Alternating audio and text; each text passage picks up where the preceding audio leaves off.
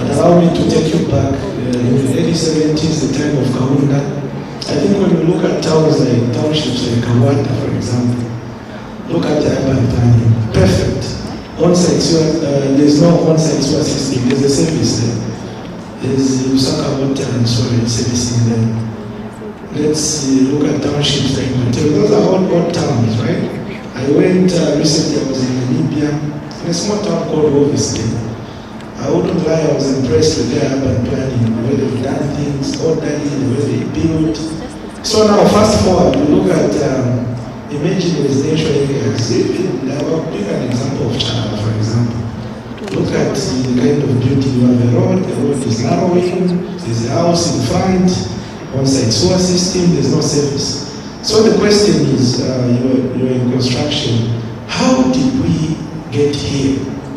From what Kaunda built and the people in the past, how did we get here? And the follow-up question is, what can be done in order to get back to normalcy? Because I think we need to think about the future of our children. Are they going to live in such residential areas which are prone to contamination because we're using on-site sewer systems? What measures can be done to get back to normalcy? Thank you very much. All right, that was the last question. Doc, as you respond, I want you to be brief because I need to give an opportunity to the other speakers as well to have a bite. Okay, I wanted, actually I was waiting because there's something you were telling about smart cities. And since you have brought it up, let's talk about it. Truth be told, we're talking about load shedding now because we have entertainment so much, we have our phone so much, such that when it dies, we cry because of this one. But Nkana water, Lusaka water started load shedding us of water before we even knew about the way load shedding. Just like Dr. Msenga said, all of us who are building, we don't have sewer systems there. But all of us who are quiet, we can talk about ZESCO. ZESCO never gave anyone oil. Should I repeat? ZESCO never gave anyone oil. Poor sewer system will give us oil. So what I'm trying to say is, everyone is sleeping because we have seen what is happening. I am one of the people right now, even with the ZR people, I tell them, the best way to go about it is have a proper system. We don't have the system. We have the numbers. We have the numbers of vehicles coming in Zambia. We have the numbers of babies being born per year. We have these numbers, but as we are planning, as we are designing, this is one of the things which I keep preaching to my students. Let's work with the numbers. Let's create functional cities. Architecture, as we say, architecture is the only art form which is functional. We are in an architectural structure here. So with that, even it goes to simple things. You know, all of us, that's what I'm saying, all of us, sorry I'm getting emotional because this is very sensitive to me. All of us, we take part in all these things. All of us one day here want to buy a plot. The way we are buying those plots, we're just buying from a headman, buying from someone who just applied, what people is subdividing, doing all that stuff. We are not planning anything. That's why we can talk about all old towns, Chilende, Kawata, Kidwe, all those towns. They have sewer systems. They have water systems. In Charala, there's nothing like that. All of us here, I'm sure when we are coming, we are jumping over water somewhere. So, in me, when we are even talking about smart cities, I would say, let's stop dreaming. Let's talk about real things. We don't even have branches in Lusaka. It's all of us to be part. When we are buying those plots, when we are doing all those things, it's all of us to take part into developing all these things. We don't have to wait for the government to come and tell us no. Still there? Yes. Anyway, I'll continue shouting. We don't need the government to come and tell us we need a drainage system to be built where we are buying those plots. So all of us, let's wake up, designers, individuals, end users, entrepreneurs, and policymakers, so that we ensure that our cities become functional. Thank you. Is your mic working, Madam Singh? Okay, so I'll ask all of you to conclude in 1.5 minutes. So 1 minute, 30 seconds.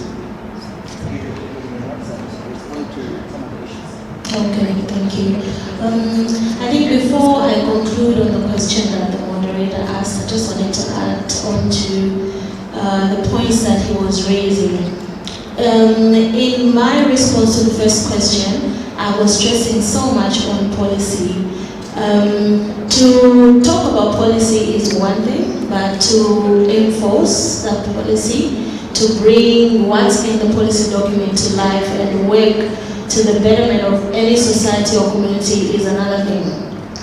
So when we're asking who's sleeping, I think it's everybody, honestly. So starting from the policymakers, the duty bearers, down to me who's actually a consumer in what I'm talking about, we all have a part to play. All right, so when you're looking at energy, infrastructure, access, affordability, I mean, having a base where you can start from, talking about capital, talking about fragmentation in terms of what is being said about what, who is saying it, it just creates confusion. What needs to be done is to lay out strict rules and guidelines, whether we are talking about finance, who is there to support, what is the procedure that I need to follow, what are the requirements, do I meet these requirements? When I get to a place of handing in these requirements, can we not have priorities and best friends and everybody shadowing everybody? It becomes chaotic because then there's no progress, and at the end, nobody is going to adopt, and there's no equity, and there's just confusion all over the place. When we look at our country in Zambia, we have so many leaders that know how to talk but not really act.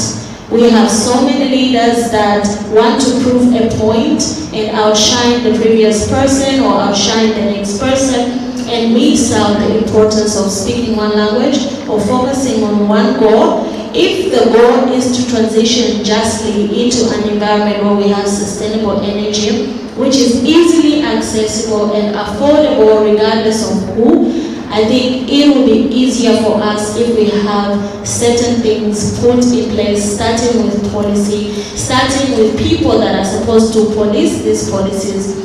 Otherwise, we may not get anywhere, and we'll be talking about the fourth industrial revolution even in 10 years to come. Thank you. In conclusion, I think I've talked too much. In conclusion, I just wanted to touch on, we're talking about the fourth industry or something. Those who follow news closely, they know. In 2022, CDF was about 25 million per constituency. In 2026, it will be at 40 million per constituency. That's those who understand what CDF is. They know the power which it holds. But it was what I'm saying, everyone is sleeping. We are not even taking part in making decisions about that CDF. We go places, we find now this goes to the engineers, the architects. We go find their building 4x2 classrooms, which were designed 1,000 years ago. These are things which all of us were seeing. That's why me, I keep saying all of us were sleeping. So as CDF is being improved, let's all take part in ensuring that the infrastructure which we are talking about is being developed in the right way. Not just a matter of, no, CDF has come, let's vote. No. Let's take part and make sure we do the right things. And again, I'm going to call upon everyone. Let's go, or let's go and vote. Let's take part in being policymakers. Because if you're an engineer and you let an accountant decide for you engineering things, I don't think they'll do the right job. So at the end of the day, let's all stop sleeping and let's take part in the development of the nation. Thank you very much. So my parting shot from this discussion is that as the world is advancing in terms of research and innovation technologies, when we think about the agricultural sector, let's not forget about the basics. We talk about AI, remote sensing, and all of those. They use information that is on ground. Information such as what the farmer is seeing on ground, information such as pest biology. Yes, that grasshopper you learned about in page 6, the one that's usually shot at on Facebook, is very important to inform those models that are sitting in your AI tool so that you can better predict those pests and their arrival. So let's go back to the basics. Agriculture is now looking into indigenous knowledge. We're going back to the farmers, trying to ask how they managed some of these problems in the past and integrating all of that in an integrated management, pest management approach so that we can have better, nature positive, sustainable ways of managing our invasive species. Remember, invasive species are species that were not there before, they're not native, but they are coming, whether you like it or not, because of climate change. So let's do our part. Let's learn the basics, even as we encourage our children to learn how to code. The information they're feeding in those apps is actually coming from the basics. Thank you. Okay, thank you. So to close up, I would like to iterate and ponder on the importance of cybersecurity. The car, allow me to use this aid. The car does not have brakes so that it can stop. That's not the reason why a car has brakes. I like to think of it like this: a car has brakes so that the driver behind the steering wheel can go as fast as they want to, and with the conscious that they will stop perfectly whenever they want to. And that borrowed, taken to cybersecurity. Cybersecurity is not here to slow down systems or to make things stringent or not flexible. It's here so that the payment systems can be made seamless. People can send and receive money.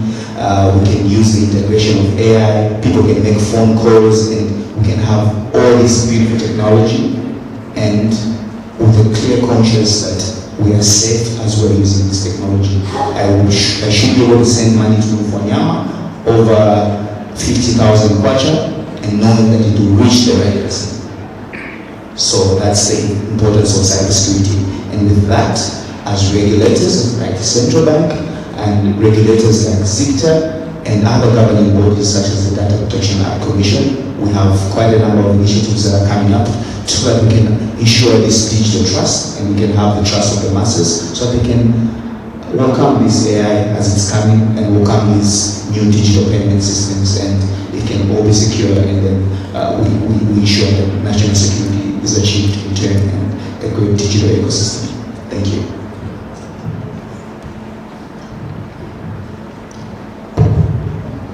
Thank you. To conclude, I think the question that the moderator gave me was quite loaded. It was talking about AI, it was talking about embedded system, much of fourth industrial revolution, and whatever it was. Yeah, so to sum it all, the key concept behind the fourth industrial revolution is to automate processes. Because when processes are automated, it means that where there were supposed to be maybe 10 people working, maybe there's one machine, so that effort that the 10 people are supposed to assign to that task can be reassigned to other tasks. That is just a concept. It makes more people productive. So meaning you embrace technology to the point that human beings now decide to do anything else apart from the task that they are doing. So how then do we achieve this? Because there are two, if not three, aspects that are required. First of all, there is investment. Okay, we need to invest in this technology. And then the second part is training. Okay, are the training institutions ready to roll out this technology? Okay, and the third arm is the policy part and the industry. Because what we are lacking now in our country is a signage between academia and the industry. In other countries, you find that if I'm employed, if I'm a student today, I'm assured of being employed tomorrow because part of the program that I'm undertaking is sponsored by the industry. You find the mines some time back, they will be sponsoring graduates doing mining engineering, ZESCO will be sponsoring engineers doing electrical engineering, Lusaka Water and Sewerage will be sponsoring people doing civil engineering, sanitation, and all those related programs. But you see to it now, let me borrow his words, even the industry is now sleeping. They cannot sponsor students. There is no room for internship in the companies. So what are we doing as a country? We are not doing enough to embrace this technology that we are talking about. So the way forward is to make the resources available, both at the institutional level, at the industry level, and even making policy enforceable. Okay, so whatever we write on the paper must to some extent be implemented. I submit to moderator. Thank you so much. A big round of applause, ladies and gentlemen. Dr. Makuru, Vice Chancellor of Information and Communication University, thank you so much. Engineer Mike Ingandu, Cybersecurity Engineer, Critical Infrastructure Resilience Expert in our country, Zambia, thank you so much. Dr. Champa Kasoma, Scientist at Center for Agriculture and Bioscience International, thank you so much. Dr. Kabango Akufuna, HOD Architecture, Information and Communications University, thank you so much. And Madam Sylvia Nyangwe, Country Manager, Energy Africa, Zambia, thank you so much. Once again, a big round of applause for them and for me.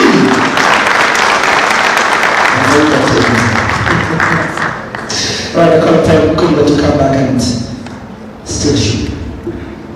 Yeah, give it up for Andrew Mansa. Good job. And to the speakers, you've been amazing. Wealth of information and just really, realistic responses and within reach. Ladies and gentlemen, let's give them a big hand. Thank you so much. Andrew, before you sit down, oh, okay, you sat down. Yeah, come back here, please. We'll ask that you stand, kindly be upstanding, our panelists, so that you can take a picture with your moderator.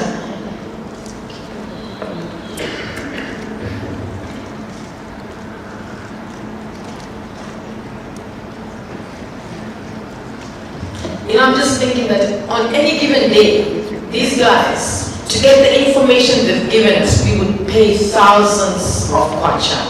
And they've given us this free consultancy. I think they deserve another big hand.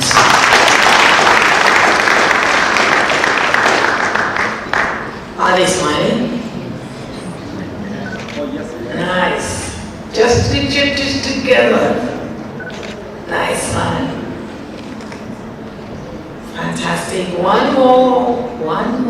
Hold that smile. You can do this. And cut. Thank you.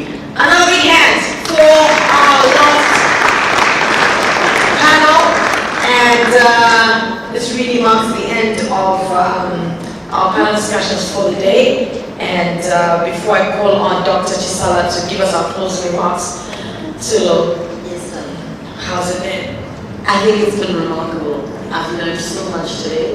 And you know, I'm an expert in my field, just as you're an expert in your field.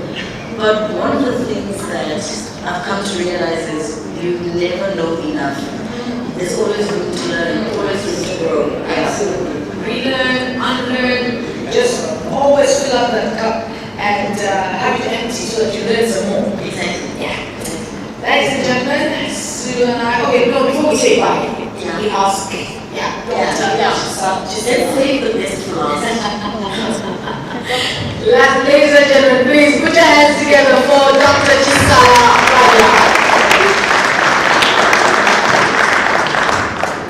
Ladies and gentlemen, what a day it has been.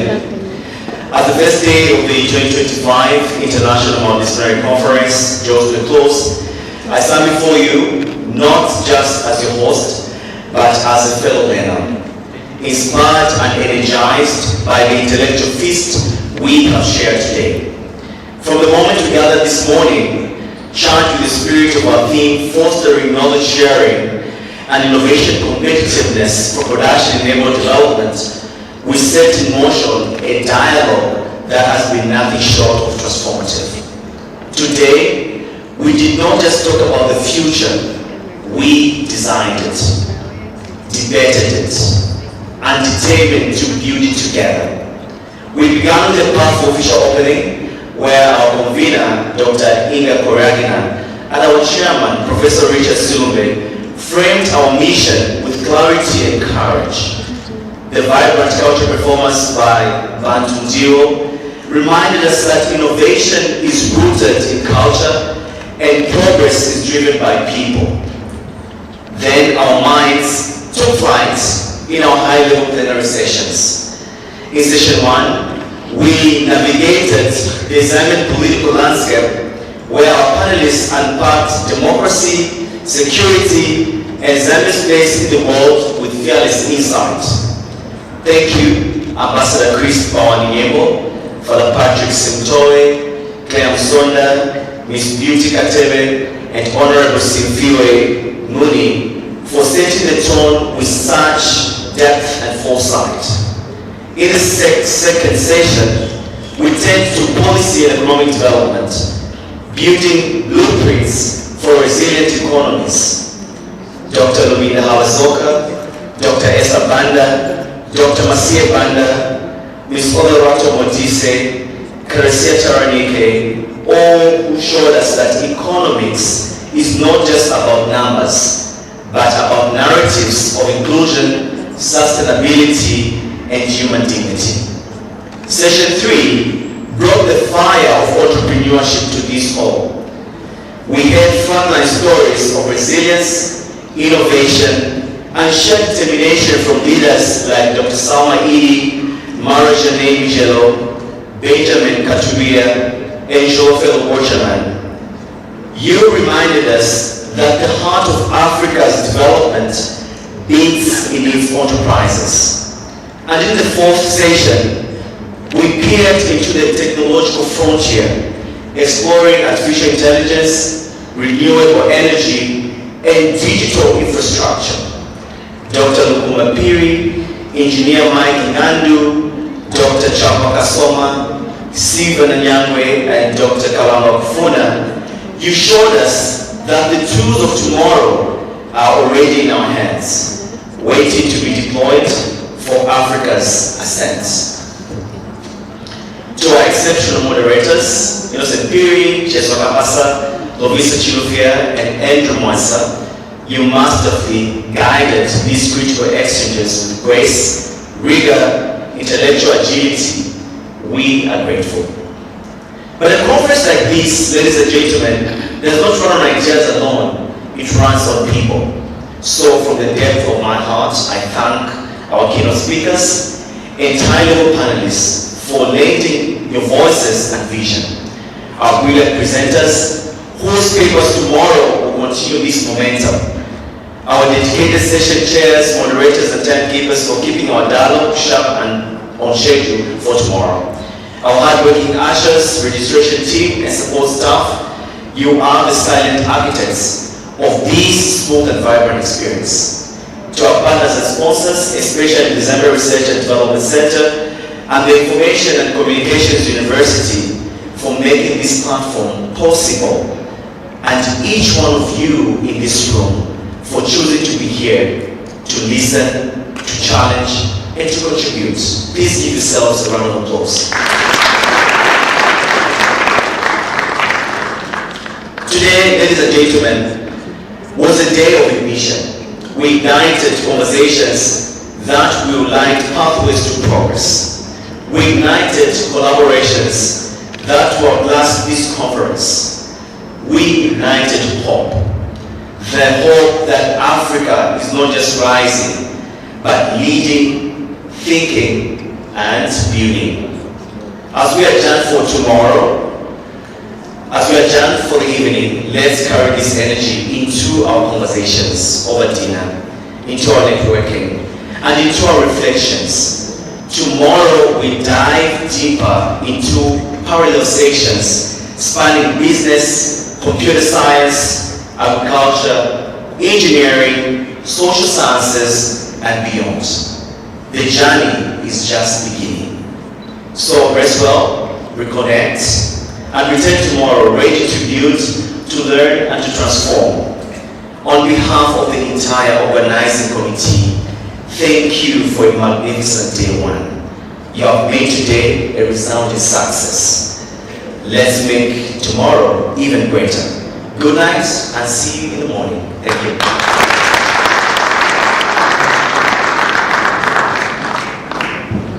Okay, so what do you say after such an amazing speech?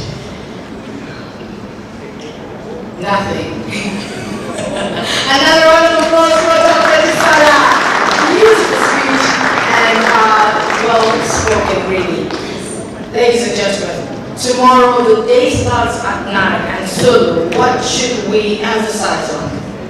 Well, I think tomorrow is all about getting your facts straight. There will be a lot of presentations that will be happening tomorrow. So you'll be learning, you'll be listening to how people defend their theses. I'm actually really excited. I have a few that I have seen in the program that I want to sit in on and just learn a few things. Yeah. So we are going to be deep into academics and research and all this hard stuff. But don't forget to make friends. I made one. It's so cute. So make a friend, network, network. Just add value to your life by adding somebody who can make a difference in your life. Is that possible? Can we do that? Yes. Meet somebody new, learn something new, and just be a better person by the time this conference ends. So until tomorrow, 9 hours, not Zambian time. Let's show Sulu that it's possible we can come early. Can we do that? Ladies and gentlemen, please be outstanding.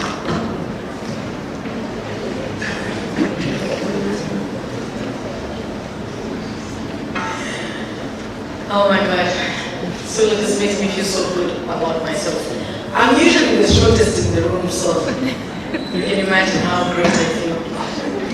You know what? I reach higher heights in other areas of my life.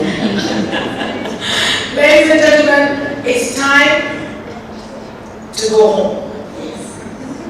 Step away from your chairs. Have you stepped away from your chairs? Yes, please. Pick up your cell phone off the table and wave at your neighbor and say, bye neighbor, it's been real. Goodbye, God bless you. Love you, see you tomorrow. Oh no, it's fine. Let's just go. It's fine. And at least you learned something. Or we learned